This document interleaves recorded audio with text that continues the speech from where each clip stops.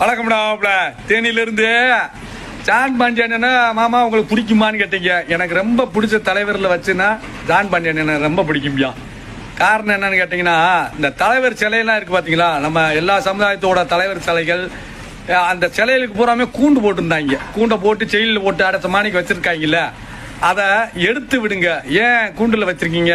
எல்லா சமுதாய தலைவர் இதையும் ஒரு கூண்டில் போட்டு அடைச்சி வச்சுருக்கீங்க.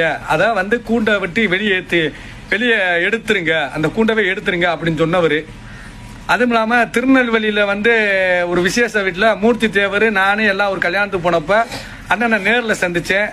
பார்த்தப்போ சாப்பிட்டியா தம்பி அப்படின்னாரு. அந்த நல்ல மனிதர் சாப்பிட்டு போங்கய்யா அப்படின்னப்ப மூர்த்தி அண்ணனும் நானும் இல்லைங்க அப்படின்னு ரொம்ப நேரம் பேசிக்கிட்டு இருந்தோம் ஆட்ட ஜான் பாண்டியன்ட்ட.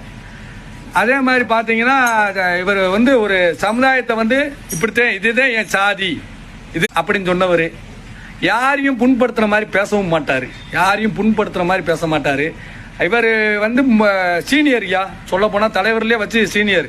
ஏன்னா எம்ஜிஆர் காலத்திலேயே எம்ஜிஆர் கூட நின்று அவர்கிட்டையும் பேசி இருந்தவர். இன்னைக்கு நிறையா பேர் வந்திருக்கலாம், ஆனால் இவர் பழைய தலைவரை மறைக்க பார்க்குறாங்க சில பேர். அதுதான் எனக்கு ரொம்ப வருத்தமாக இருக்குது. யாரையும் கொச்சையாக பேச மாட்டார், யாரையும் தவறாக பேச மாட்டார். அதனாலதான் எனக்கு ஜான் பாண்டியன் ரொம்ப பிடிக்கும். இதே உண்மை.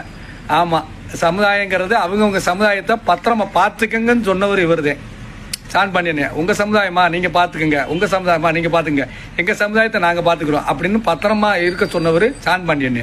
எனக்கு ரொம்ப பிடிச்சவர். போதுமா உனக்கு டவுட்டு? ஆமாம், ரொம்ப மகிழ்ச்சி. வணக்கம்டா மாப்பிள்ள தேனியிலிருந்து. இந்த வீடியோவை ஜான் பாண்டியனை பார்த்தாருன்னா கேட்டதா சொல்லுங்கயா, நல்ல மனிதர்.